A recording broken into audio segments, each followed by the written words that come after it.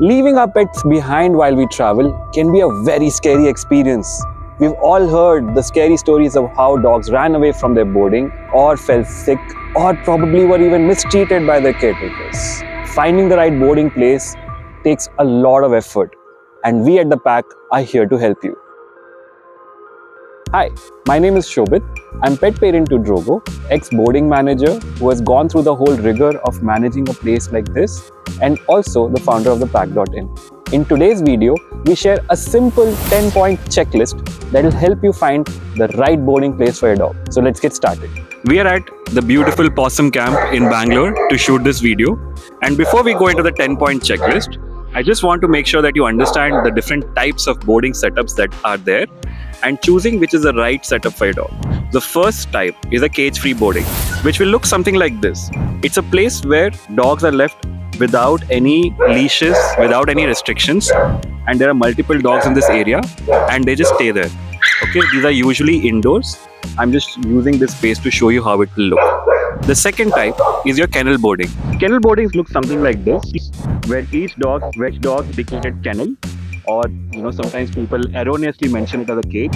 Think of kennels as individual bedrooms for your dog, and sometimes it is ideal, especially for dogs that for a little bit of nervousness, are very comfortable with other dogs. Let's go into their bedrooms and have it easier. And the third is home boarding, which is a home for humans and dogs, of course. Caretakers will keep your dog with them in a home-like environment and make sure that your dog gets the required individual attention and care. This is perfect for dogs that have high degree of separation anxiety or maybe have medical issues that they're coping with and need that individual attention. End of the day, you have to decide which boarding setup is ideal for you depending on the temperament of your dog. If it's difficult for you to make a decision, then we always advise to speak to a canine behaviorist or an expert who can help you decide the right boarding setup for your dog. Now that you have chosen the right setup for your dog, how do you shortlist 3 or 4 options that you can then find out more about? While shortlisting, you may want to depend on others' references, and word of mouth is always better than Google, because there's a lot of reviews today on Google that you can't fully trust. If you have family members that have dogs, if you have friends that have dogs, if you know a canine expert who has boarded their dog or a vet, always better to speak to them and get first-hand references of boarding places, because they'll tell you from their own personal experiences which is a good one for your dog as well. If you cannot find somebody that can help you with this, then we strongly suggest that you join the Pack community of over 5,000 Pack parents spread all over the country who can help with their own reference to you. If you would like to join, please find the link in the description below. And now to the part that you've all been waiting for. Here are the 10 things that you must consider while finding the best boarding place for your dog. Number 1, setup. Ask about the type of setup that your boarding place has. How many rooms does it have, or how many kennels does it have, or how many dogs are boarded in the same space if it's a cage-free boarding. Ask all of this. If you can't visit, then ask for pictures. Number 2, what is their routine? When do the dogs get up? When are they fed? What happens if they don't eat properly? Do they get enough time to play on their own? Or do they get walks if they're on a home boarding setup? Number 3, staff and management. Ask about how many caretakers are in the boarding setup. Who runs the place? Is it the owner themselves or is it the manager? What are their qualifications? Have they got any experience from before?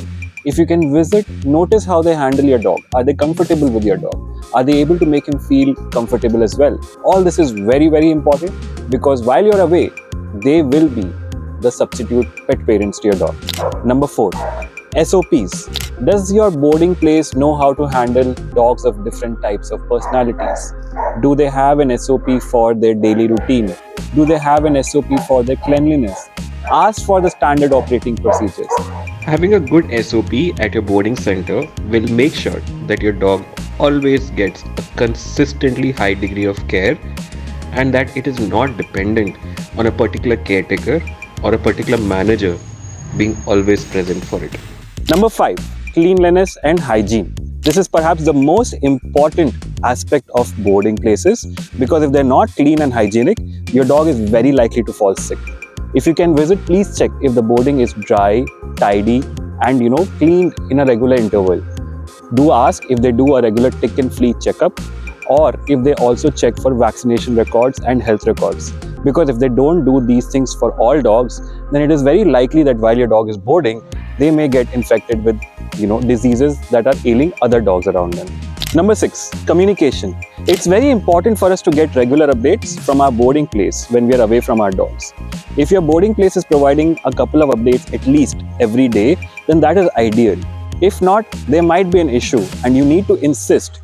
If they still do not budge, then might as well look for another option. Number 7, security. Does the boarding place have high enough walls so that your dog cannot jump away? Does it have a double gate at the check-in so that the dog cannot run away if by mistake even one gate is left open?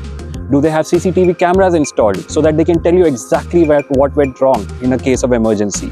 Number 8, check-in and check-out. As much as it seems obvious, it is very important for a boarding place to have very strict check-in and check-out protocols.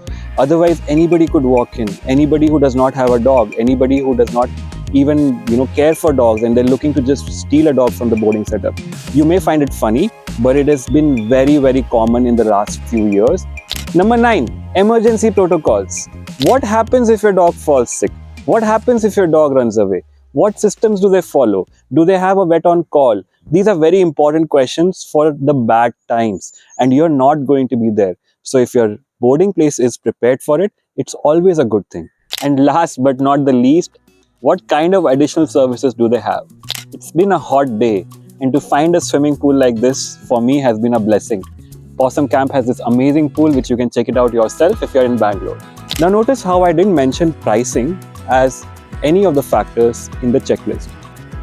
It's important that we consider all the stuff that makes it safe for a boarding place to house our dogs, rather than considering which is the cheapest one. And unfortunately, today pet parents fall into the trap of finding a shortlist of 5 places and then selecting on the basis of the price point.